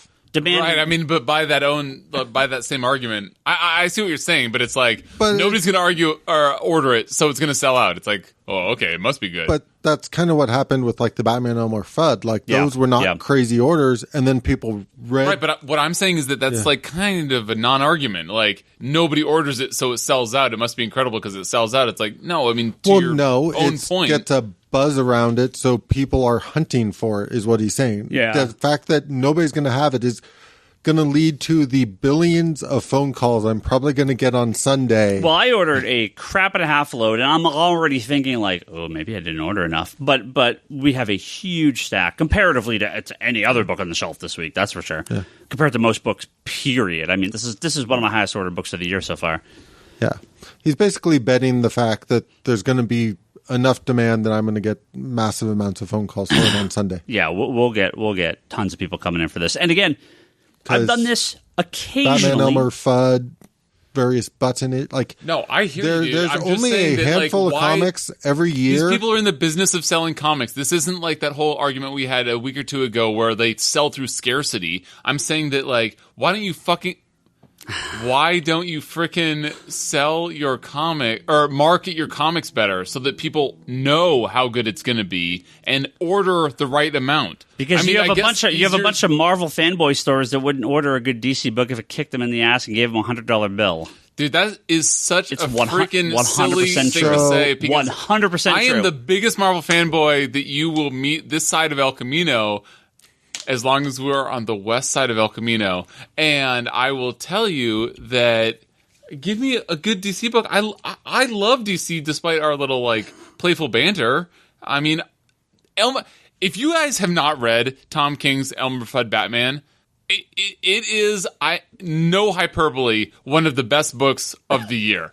It is such Mr. Miracle's the other one, also by Tom King. It's stupid. It's stupid how good this guy is. No, I thought we weren't swearing anymore. We were trying not to swear anymore. I said stupid. Is that not a swear word? Stupid to swear? What? I'm not your child. Well, as long as he doesn't say stupid to me. Daddy, you're stupid. Oh, boy, let me show you the back of my hand. So, a book like Doomsday Clock, I don't need to sell people on. People are going to buy that in droves. I don't need to sell people on that. They're going to come out and line the clock for that. Okay, fair enough. But also, I'm sure it doesn't hurt that the marketing has been great for that. I'm saying, like, how does a book like Tom King's Batman and Elmer Fudd go so under the radar that nobody orders it? That's what I'm saying is the crime that should be addressed here. I find that a very small percentage of comic shop owners, as far as I know, and maybe Ryan will have fun correcting me on this, will have no fun. He's a no fun man. No fun zone. Up to date on things as Ryan is. The amount of people who own shops nowadays who aren't really in touch with the current market or aren't reading the books, like you can tell when you go into a shop and you talk to somebody who doesn't kind of know what they're peddling anymore. Have you seen The Handmaid's Tale? These people should be like sent to the colonies. These people drive me crazy. These people you're talking about. Yeah. Everybody should be in touch with the current climate, just like Ryan Higgins. Yeah. That's me. Yes, go buy Mr. Miracle. It's pretty amazing. It's probably really good. Do you have a free copy sitting in your box? I would have bought it if it wasn't free, and I will definitely take it home now that it's free. I'm excited. No, dude, I'm not being hyperbolic about the Tom King, Elmer Fudd Batman. Like, it is so good that you don't even see coming. Like I troll Higgins all the time, and I texted him when I read it, and I was like, this is just an incredible book. If you haven't read Batman Elmer Fudd, it's like out of nowhere good. But I guess what I'm saying is, not really complaining, is just that, like, how do books like that go unmarketed? Like, that's just a marketing fail. Like, Mr. they Miracle? should just do... No. I mean, like, Flintstones, Batman Elmer Fudd, like... They do. They have marketing teams should have their S together, and their S is not together because they should be selling an F more lot. They went to an F more lot. Well, and I think this is there. You go, Bryce Marvel and DC and a lot of the independent companies. They're learning this. They realize that we are the people that sell comics to people. You can advertise all you want. People don't pay attention. But if you're standing here talking to me and I'm like, dude, you must read this, you're much more likely to buy that than if you get an email from DC saying, hey, buy Mr. Miracle. I mean, so fair play. So all the comic companies have been bending over backwards for retailers in the last year or so, but especially the last few months, and giving us tons of free copies of previews to read ahead of time, which is awesome. Not just awesome because I like to read them, that's a nice perk, but awesome because it makes me a ton more money and I can get the word out. I really hope Marvel gives retailers copies of Legacy, at least a good chunk of it before FOC, because if it's really as good as important as Marvel says it is, then I just bump my orders even higher. I mean, there's the fear of it sucking and that I cut my orders, but you got to take that gamble sometimes. It kind of comes down to if you don't send Higgins anything.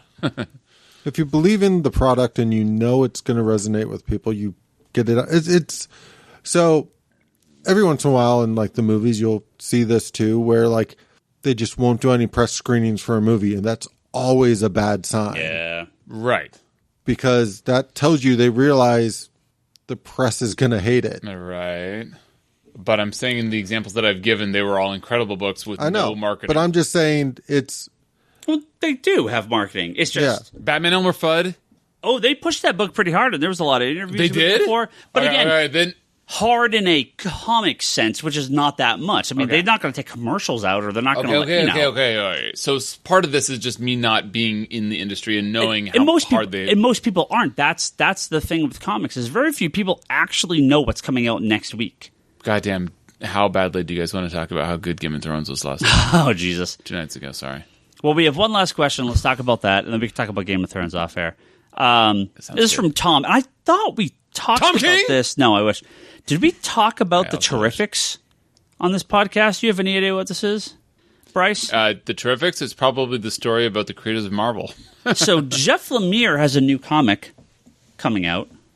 Okay? I'm shaking my head and not swearing. About a guy that can stretch, an invisible girl, a giant kind of rocky monster. What? It's called the Terrifics. Are they like The Incredibles like distance cousins? This is a comic from DC featuring Mr. Terrific, Phantom Girl from the Legion of Superheroes, Plastic Man, and Metamorpho. I know what this is. Jeff Lemire left Marvel to write a Fantastic Four comic for DC. This was announced at Comic-Con. I don't think we talked about this. So much? Because it's really funny. Because it's really like the ultimate troll between the companies. It's really funny. Wow, that sounds incredibly funny. It's really funny. It's so good. I wish you guys could see Higgins' face right now. That seems... It made me laugh so hard when it's got announced. How hard did you laugh? Did you laugh really hard? Did you laugh out loud? Wicked hard. Wicked hard, yeah. Because that's like a different level of laughing out loud by yourself versus like not laughing out loud but thinking it's funny. I laughed my F and M off, or what's the F and A? Yeah, there you go. That's if you know how to spell or read words. Yeah, that sounds incredibly funny. I was incredibly bummed to hear that you bastards. Oh, is that a swear word? Nah, that's fine. Okay. That you people stole Jeff Lemire away. He's back, baby. Where it belongs. I love how, for long-time listeners of the Comics Conspiracy podcast, you guys will remember that Higgins was like tugging on the family jewels of Jeff Lemire when he was still with DC. Heck yeah. And he was like, he is the greatest writer ever. I'm Ryan Higgins. And he goes to Marvel and he sucks. And he goes to Marvel and it's like, yeah, I don't really like anything he's done. He's sort of a mediocre / bad writer. And then it's like he leaves. He just stuff wasn't very good. He just left Marvel for DC. He's like, have you heard of the Terrifics? Terrifics, it's like, so hilarious. Top 3 book Let of the me talk year. about his family jewels some more. He's such a good writer. This story. It's so funny. It's so good. It's so original. It's so funny. It's so good. I'm 1,000 times more interested. I just want to know, did he pitch an idea for an FF book at Marvel, get turned down, and immediately go to DC and pitch the same book? Oh yeah. That's exactly what happened. That's exactly what happened. why this book is so intriguing beyond just the funny nature of it. The 4 characters they mentioned are extremely important. So is your Rocky Man Metamorpho? Yeah, I mean that's kind of it's close. Was your Fireman Mr. Terrific? There's no fire guy in it. There's no fire guy. What was in it. Mr. Terrific supposed to be? Mr. Fantastic. No, but I mean, have you even Man. Have you freaking been participating in our conversation? Yes? Yeah, there's no fire guy. It should have been no Mr. Terrific, and it should have been like Firestorm or something. But anyway. Yeah, like missed opportunity. No. Wait, no, because who's the smart one? Mr. Terrific. Definitely not you. Well, I said Mr. Terrific is Mr. Fantastic. Yeah, but Plastic Man is also Mr. Fantastic. Because he's the stretchy guy. But please let me get to this. These 4 characters have been extremely important to current DC stories. Phantom Girl's been in Arkham, and she's the one running around. Wait, no, sorry, that's Saturn Girl. Sorry, but she's with the Legion of Superheroes. Incredibly important. Clearly, they're gonna touch on that.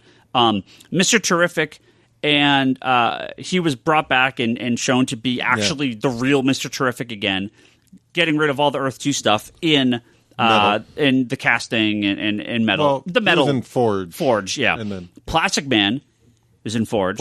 And who's the other guy? Metamorpho. Again, the Outsiders are now officially a thing again as of Metal. Yeah. So these 4 characters have been super involved in some fashion in the Batman and the Batman family stuff. So the fact that they're taking these 4 characters and doing something with them is awesome. And then we're getting another Legion character. So I do have to say that that's pretty clever. That fuck Marvel in that capacity only. Get a good. I mean, frick Marvel. Oh, did I say that for? Shoot. Yes. You know what time it is, guys? It's random. It's random for pick me to time. talk about how great Marvel is. It's random pick time. Random pick time. You want to talk about I have a list of why Marvel is great again. How about one Marvel comic? And you can talk about why one Marvel comic is great. You know what? I would love to after Charlie goes because my phone is taking its time. So I'm actually going to pick up the Generation Jean Grey. I don't want to spoil it, but I really liked some of the stuff I hate not being able to spoil a book that comes out tomorrow because there's anybody who knows me and characters I absolutely love will probably be able to figure out what part of this book just made me way too happy. Okay, boring. Anyway, so the Jim Lee variants, if you guys have seen the list, there is a case for every character that is on the Jim Lee variants for why they are on that. And if there is not, then you're wrong. There is... Did we figure out what Strongman was on? Nope. Anyway, I guarantee you it was somebody that is a strongman. In the book. Anyway, so... Okay, wait. All right. I just want to say, I forget where I was going. Since I haven't been reading for all this time, I will tell you a story of how I almost gave Mr. Bryce here a heart attack. Job. Oh! As in the last .5 that we recorded. It was really late after a few drinks. I was half asleep. Things were not working. And I'm the kind of guy that will push buttons till things are working. Oh, this is a funny story. Yeah. And then we finished. You had to be there, though. And then we finally finished recording, and then I realized I never plugged in the USB cable between the board and the laptop. No wonder nothing was fucking working.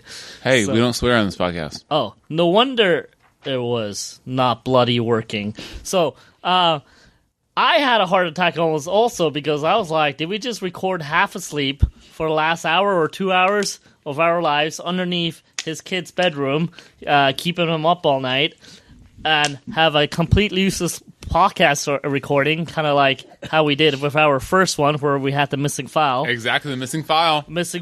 And I was half thinking we had a missing file again, only to replay the file and magically, it somehow recorded our voice, even though it totally shouldn't have, because there's no connection between the board and the laptop. That would actually explain something. That would explain why it sounded the way it is, because you probably recorded off the onboard mic on the laptop. Oh, I haven't listened to it. Does it sound weird? I doubt it. I think it somehow magically worked.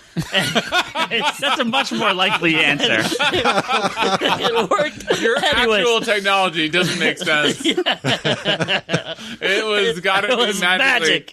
Wait. But whose voices did it record? Mine and yours. Okay, got it. What's funny is I actually got an email about Charlie, and I should Yes! actually Email about Charlie. I should. Wait, was that the end of your story? Yes. It was a good story. It magically worked somehow anyways. Hey, can I talk about how awesome Ultimates has been? Charlie will agree with me because Charlie likes everything. Ultimates has been incredible. I know that I say this a lot. There's like a handful of Marvel books that I will always say are incredible, and that has always been one of them. If you want a solo Galactus story, you should go to the last issue. It's not the current one, it's the one prior. But, solo Galactus story, you won't get much of the Galactic. Your turn. What? Well, Galactus is awesome, and he had his own story, and you got to see the quote-unquote human version of Galactus in the last issue of Ultimates. And Al Ewing is doing a fucking... He's doing a freaking bang-up job. He's doing a very, very spectacular and freaking awesome job. Building a world for the universal Marvel stuff. You know, we need to set a ceiling for the swear and just like have a little number clock. So Bing. Once we hit the number, we're not we allowed have to to go swear to anymore. Charlie, what's the name of that Batman Flash crossover with the lenticular covers from a few months ago? the button. Yeah, Okay. probably the poop Batman. So, email from Kevin says, why haven't any of you noticed the way Charlie says the button? Why? It's funnier than anything Toby mispronounces. Can you please try to trick him into saying it? That's racist. I was like, Toby doesn't mispronounce anything. Charlie, can you please tell us Yeah, how Charlie, good... did he say the button? it's just Charlie says it very Can proper. I haven't heard him say it. Can you... Say it. Oh, now he's on the stand. The button. Yeah, it's just the button. He just pronounces it very proper. What's wrong with that? I don't understand. I don't get it. Kevin, I just thought Kevin, you're The trolling button. Charlie. The button. The button. I don't understand this. button. Because I think most people go with button. Just like the kind of bleh. Like Charlie enunciates properly. I think So he got an email because he says something Too correctly? much. Yeah. The Too button. correctly? Too Too correctly. correct? I think that Kevin likes big butt, and he cannot lie. Cannot lie. I like So to see my pick... Those other brothers can't deny. My pick is a large omnibus. Charlie would approve. I was looking forward to this because I think it collects stuff that isn't collected in the other formats. That is the Adam Strange Silver Age omnibus that came out fairly recently. Wow, deep cut. Adam Strange is one of my favorite random DC characters. I love Adam Strange. Easily one of my favorites. He does. I do. I love Adam Strange. He's called me when he was on Justice League. That's a good story. Have I? Yeah. I love Adam Strange. Yeah. I might have called you. It's They possible. collected most of his appearances in 3 archives from DC, but this new omnibus, I believe, collects all those and maybe more, because I'm pretty sure there's stuff in here that I don't have in those archives. Collects first couple appearances in Showcase, Mystery in Space, Strange Adventure, a couple issues of Hawkman and World's Finest Comics. These are all from the 60s. Carmine Infantino, Gardner Fox, Jack Schiff, all the people that created the comic. DC has been... So...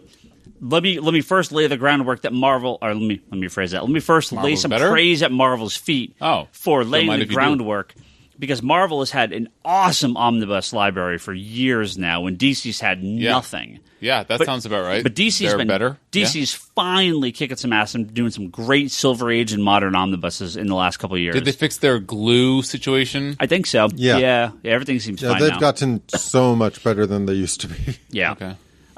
Is there good collections of the 80s Batman? Not that's well glued. 80s? Did they? I think they did some All the stuff that you have in your bathroom, basically. I think they did some smaller. In which room? His bathroom. On the wall. What's so funny? I don't know. But this Adam Strange, if you like Adam Strange or the Silver Age stuff, or you just collect omnibuses, get this. It's $100, which is actually very cheap for an omnibus to decide. It's a big, thick book. We got it back in stock today. That's why I was thinking about it. Came out a couple weeks ago. Definitely check this out if you're a fan of Silver Age stuff, especially Adam Strange. God, how did Adam Strange not catch on more, man? Like, well, he's such a cool idea. Like, this dude with a rocket pack. Like, how is this guy not the quintessential superhero? He predates a bunch of he's around the same time as a bunch of the resurrected DC characters and predates the Justice League. And so, he had a lot of appearances in the Justice League, but again, he was sort of out in space, away from the DC. So DC characters, when they bring him into the books, like Phantom Stranger, he's there. He's been on the Justice League. He's been with the team, but he's that kind of side member. He's not an official member. Kind of requires him to be on Earth, which is... But some of my... Well, but he's also one of those characters that they put on a shelf and pull off the shelf quite often. I don't necessarily feel like he's ever really gone. It's just, we're between series for him again. Yeah. Because they always bring him back. I know I've mentioned this before. One of my favorite issues during the Grant Morrison run of Justice League. Oh, really? Your favorite issue was the Grant Morrison run? No. Oh. Two of my favorite issues during that run was not written by Grant Morrison. Mark Waid did a 2-issue fill-in with Adam Strange. Okay. Mark Waid and Grant Morrison flip-flopped on Flash and Justice League a couple times, and they wrote each other's books. And he did a 2-issue fill-in with Adam Strange. Is that true? Yeah. And it's funny, during the Mark Waid run, some of the best issues were the Grant Morrison issues, because they had these cool little tiny ideas that they could just shove in and do a 2-3 issue. That's the dream. Yeah. Is that these professional dudes just know what the frick they're doing and what the heck they're doing, and what? Nothing. And no, I'm not. Just the way you're saying it. But it's great that they could just kind of swap the books. These guys, these professionals probably have these great ideas, but they don't have enough for a full arc or a full multi-year run, but they have great ideas for a month or two or an issue or two, and so let me write that, and then they swap. That's awesome. I'm disappointed in myself that I bought the Morrison JLA hardcovers. I'm disappointed in you too. It doesn't have the Wade issues, and I didn't realize it when I bought it because it's only Morrison stuff. The trades have everything in order. Cut him out? Yeah, because it wasn't his run. It wasn't his issues. Well, wasn't it mid-run? Yeah, but it was just a little 2-issue fill-in. There was a couple. But it's back in, though. In the soft covers. I don't think they're in the hardcover. They're not really? Well, so they're not in the hardcovers. Robinson. Huh? Herring Robinson. I do my own. Yeah. But I love Adam Strange. He's one of my favorite. My characters are Adam Strange, Blue Beetle, Firestar, Starfire. Oh wait, no, Firestorm, Starfire, Zatanna, Animal Man. Those are my actual favorite DC. The Question. Those are my actual favorite DC characters. Yeah, I love Batman and Flash and Superman, but those guys are so cool. Yeah, those guys are pretty cool. Because again, the reason I like the New Warriors and the Middle Guardians. You just love books, your Reverend Teenagers. They're not the main guys. You could do when they show up, it's oh crap, they're back, they're here. Yes. I cannot believe a human with a rocket pack has not made more headway. Well, it was huge in the 50s and 60s, less so these days. Fair enough. All right, we are going to go. Patreon is being weird. This week should have been the week we had our Patreon stuff, but I actually have not been updated by Patreon about anything. I'm having some trouble getting in. It's all going to me. If there's been any changes at the high tier end for Patreon backers, I need to get that figured out, and I'll kick you guys a few extra weeks here of plugs. And for all my $5 a month and up guys, next week I'm hoping to have this all sorted out. It's just with the move I didn't have a chance to get this looked at. So let's thank all our good friends for Patreon though. Julian Titus has the Nerds Without Pants podcast at pixelbit.com. Ryan Hess says Blowhards, the video game podcast, is his new one. He still does preach. Naughty. Blowhards? I'm sure it's on purpose. What does that mean? Blowhards.libsyn.com. It's like the cartridge is like a Nintendo. It's either the cover art's like a Nintendo cartridge. It makes a lot of sense. Yeah. Well, I don't understand. Blowhard. What is that? Why is that dirty? I mean, the expression blowhard is like, just full of hot air. You're blowhard. I've never heard that described about me or anybody. Okay. Jody Lawson is canon. Just not to your face. The Triad Comics Anthology at TriadComicStudio.com. As well as our good friends Monoplay, Sam Che, Talonbray, Craig Anderson, and Joe Duff. Thank you guys all very much. And everyone else on Patreon, we're going to get that sorted out for next week, so we did not forget about you, don't worry. And sorry for missing the last week again. We were moving. Hope you guys enjoyed this kind of long episode. ComicSpiracyPodcast.com, Geekbox.net, and iTunes, where you can find this episode and all our previous episodes. Please rate and review us. That always helps.